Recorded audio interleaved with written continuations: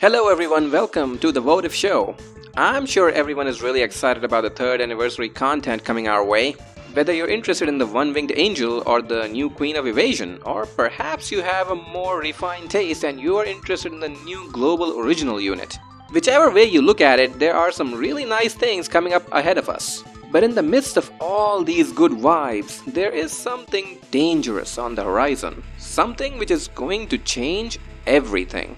I'm talking about the brand new unit improvement system which the 3rd anniversary will be bringing for us. If you don't know about it, then prepare yourselves. And if you already know about it, then you probably hate it. That's right, it's time for us to talk about the Dream Enhancement and Reincarnation system. As you know, the current maximum level which a unit can attain is 120. Well, we can kiss that level cap goodbye because with Dream Enhancement, your units can now attain a maximum level of 140. So how do you go about doing that exactly? Well, first you will need a unit which has already reached level 120. You don't need to unlock every possible skill or ability, but you do need to reach the maximum level. Afterwards, you will be allowed to unlock your unit further through Dream Enhancement. This isn't free though. Did you think Gumi was doing this for your happiness or something? No, they want your money and your soul, but not really your happiness. No, this is going to cost a pretty nice chunk of resources.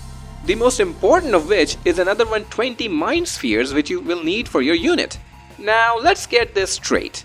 You already need 600 shards and 400 mind spheres to get a unit to level 120.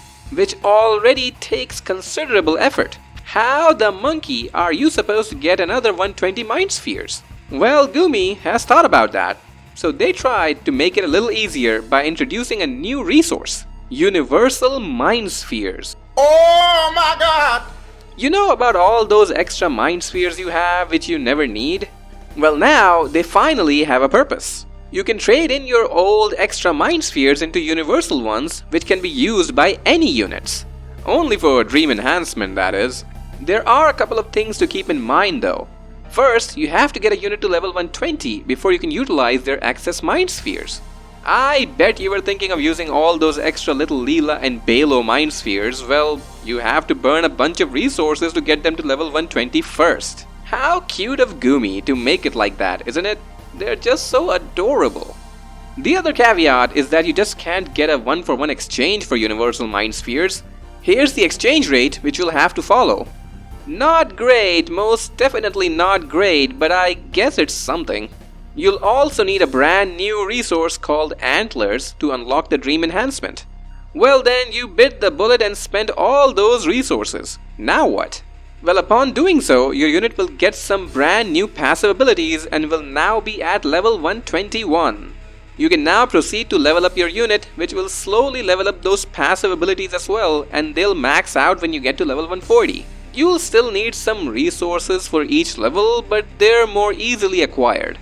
Once you unlock a unit's Dream Enhancement, you will now see a bunch of stats which your unit could potentially get. These stats tend to depend on the role of the unit in question. Well, every time you level up, the unit will randomly get some stats. Why is this random? Because life is unfair. And every time you level up, you might also get a yellow star somewhere randomly. We'll talk about these in a little bit. You got a bunch of stats, but not only did you not get the ones you wanted, the stats aren't even close to being maxed out.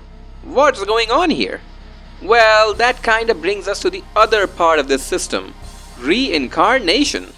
Remember those yellow stars I talked about? Well, here's how they come into play.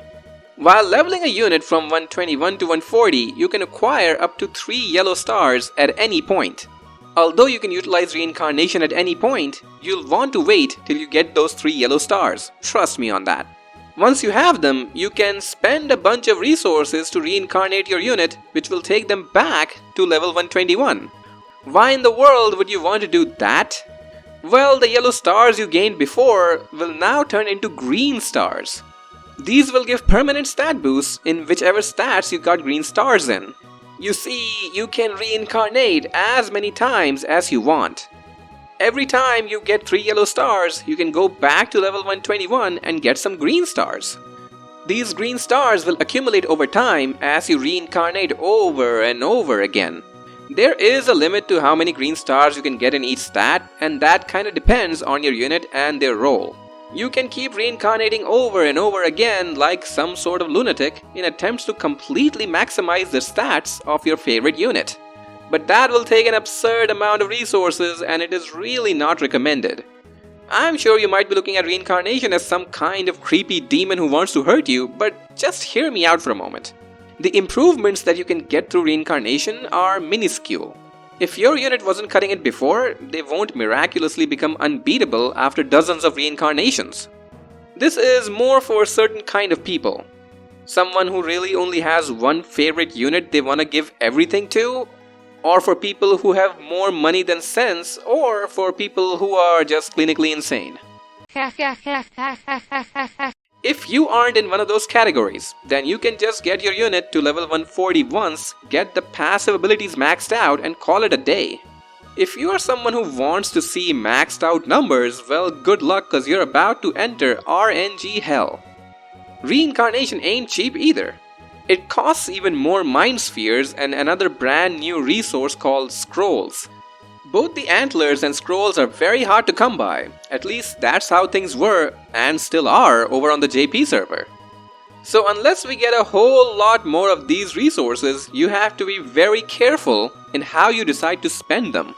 Spread out your reincarnations over multiple units instead of hyper-focusing on a single one. That might provide more value, but not more than getting a unit to level 140 in the first place. But for those out there who are curious, the question might be, how many reincarnations would it take to completely max out a unit?